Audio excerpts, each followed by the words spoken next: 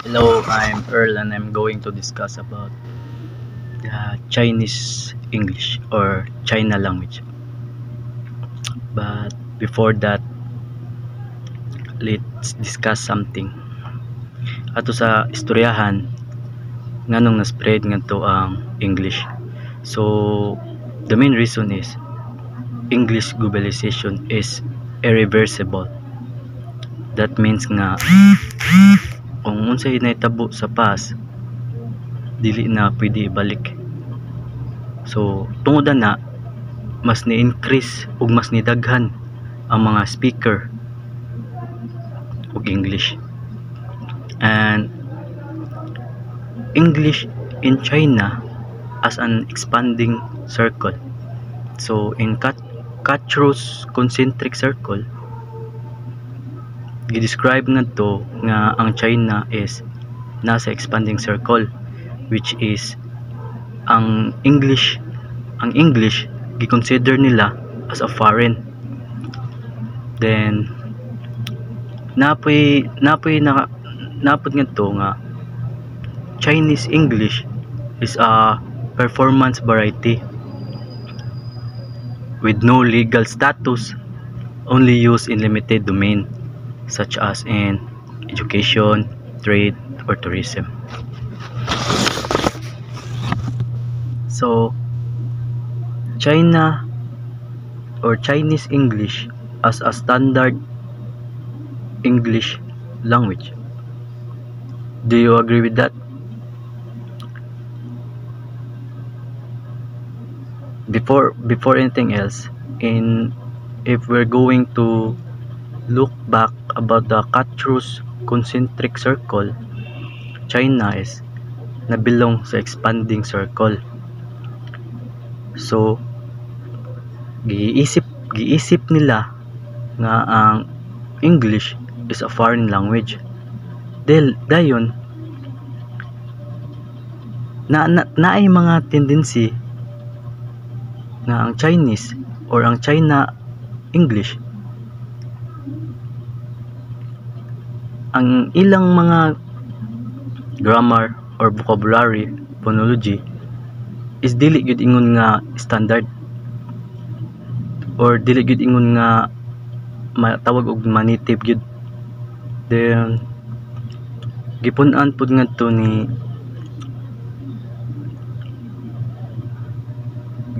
dito nga globalization,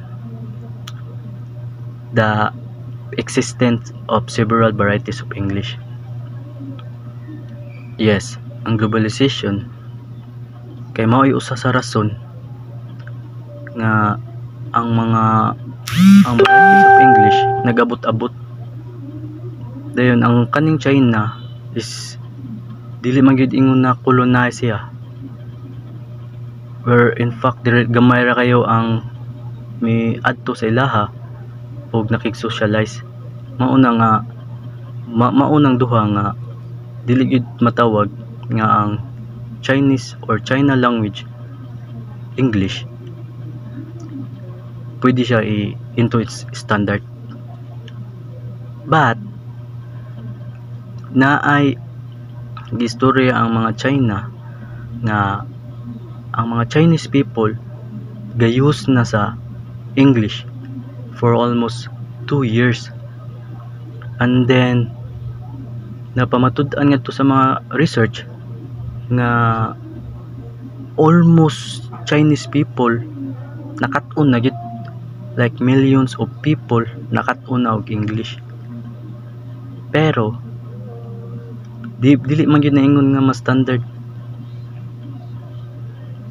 I don't know kung asa ko ani mo kuan, pero para nako if i-standard ang Chinese English language, mas mo prefer ko sa concentric circle nga gibuhat ni Katro. Mas di gyud siguro ang ayan nga ikuan ang China kay tungod sa giisip na sila sa expanding, which is layo na kay sila. Foreign ang English kay sa foreign language para nila. So we're going to check the level of phonological sa mga Chinese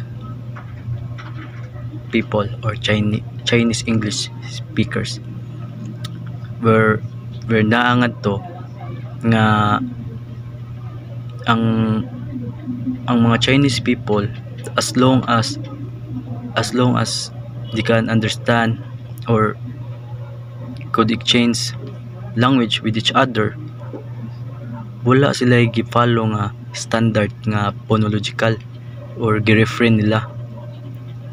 So ang ilang level sa phonology kay di gyud ingon nga matawag nga standard, kay naay manggoy kaning suprasegmental features, like mailhan kung kinsa gyud ang native o kinsa gyud ang dili native, like for example, ang mga Chinese people gipatan-aw og salida nga ang mga actors or mga directors, which is ang mga Chinese rapod, dayon naangad to once lang nakadungog sila sa pag-istorya into Japanese, ilan ang nailhan nga uy dili native. So mao na ang suprasegmental, which is mailhan kung unsay identity nimo, native ka or asa nga language ang imuha nabilong. So ang ilang level of phonology dili gyud standard.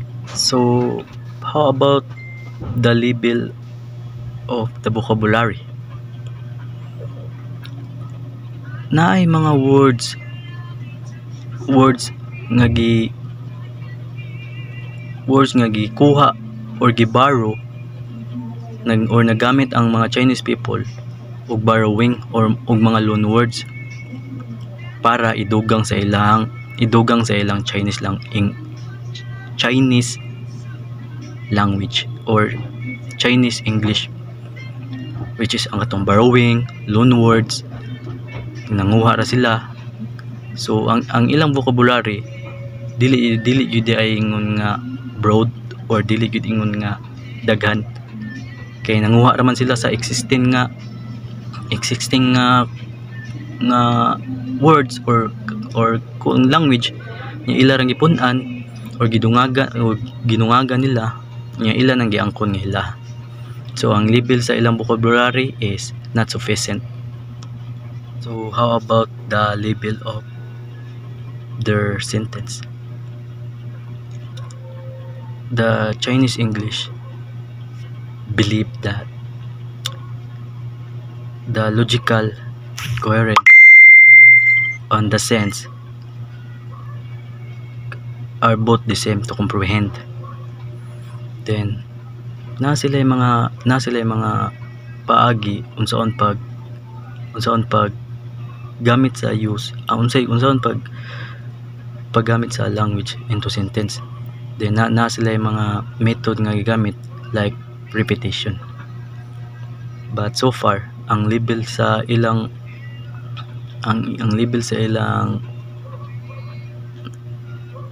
sentence is para na ako di gyud ingon nga standard. Then so I have discovered that daghan na kayo ang nakatunog English ngadto sa China. Then nakahatag nila advantage or advancement, and tungodan na ato pong makita na bisag unsaon dili gyud ingon nga matawag or para na ako, I believe that Chinese English cannot be standard in terms of nga sa Catros model nga na sila sa expanding. Then sa level sa phonology, level of vocabulary o ang ilang level of sentence, which is na sila yung mga kuan nga to nga dili wala gid ingon nga na standardize. So that's all. Thank you.